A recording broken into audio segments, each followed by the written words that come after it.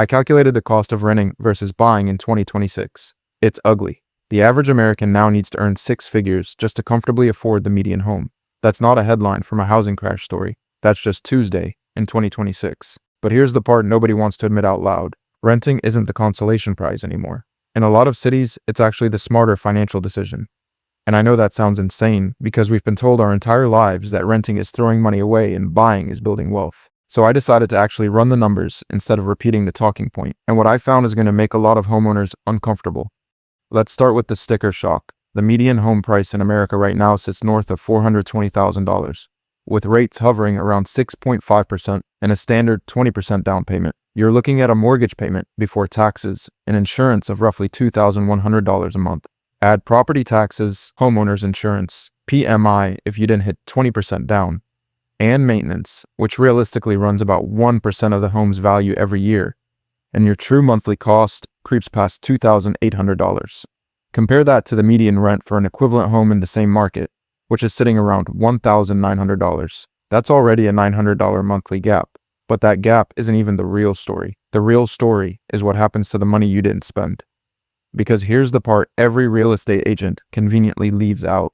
Buying a home doesn't just cost you a mortgage payment. It costs you the down payment up front. And that down payment is money that stops working for you the moment it becomes home equity. On a $420,000 home, a 20% down payment is $84,000. If you rent instead and take that same $84,000 and put it in a simple index fund, historically returning around 9% a year, that money alone grows to roughly $190,000 to $8,000 over 10 years, just sitting there, untouched. Meanwhile, the equity in a home doesn't compound the same way, because home price appreciation nationally has averaged closer to 4% a year over the long run. And that's before you subtract the 6% you'll hand to an agent when you eventually sell. So let's build out the full 10-year picture, because this is where it gets ugly. The buyer puts down $84,000, pays roughly $2,800 a month for a decade, and assuming 4% annual appreciation, ends up with a home worth about $622,000. Subtract the remaining mortgage balance and the 6% selling cost, and their net proceeds land around $260,000.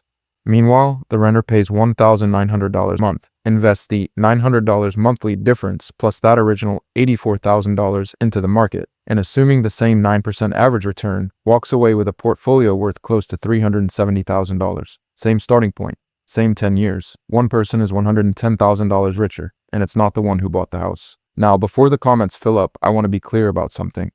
This isn't an argument that renting is always better. It's an argument that the math depends entirely on where you live.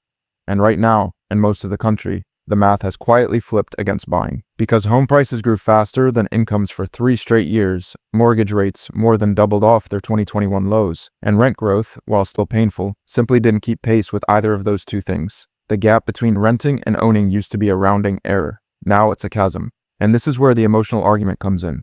Because everyone's uncle is going to tell you buying is still better, because you're building equity instead of, quote, throwing money away on rent. But that phrase, throwing money away, is doing a lot of heavy lifting it doesn't deserve. Because when you buy, you're also throwing money away. You're throwing it away on mortgage interest, which in the early years of a loan is the overwhelming majority of your payment. You're throwing it away on property taxes that fund things you'll never personally use. You're throwing it away on maintenance, on closing costs, on the 6% you hand over when you sell. Renting isn't the only side of this trade that loses money to overhead. It's just more honest about it up front. So why does the myth persist? Because for most of the 20th century, it was actually true. Home prices grew steadily, rates were manageable, and the stock market wasn't as easy to access as opening an app on your phone. But the environment that made buying an obvious win doesn't exist anymore. Today, the opportunity cost of tying up 6 figures in a down payment is enormous, because there's a real, accessible alternative sitting right there in a brokerage account. None of this means owning a home is a bad decision. It means it's not a math decision anymore. It's a lifestyle decision. If you want stability, if you're planning routes for a decade or more, if you want control over your space, buying still makes sense for you. But if you're buying because you think it's automatically the financially responsible choice, the numbers in 2026 are telling a very different story. The house isn't the investment it used to be. It's a place to live that happens to appreciate slower than the stock market, while quietly costing you far more than the mortgage statement ever admits.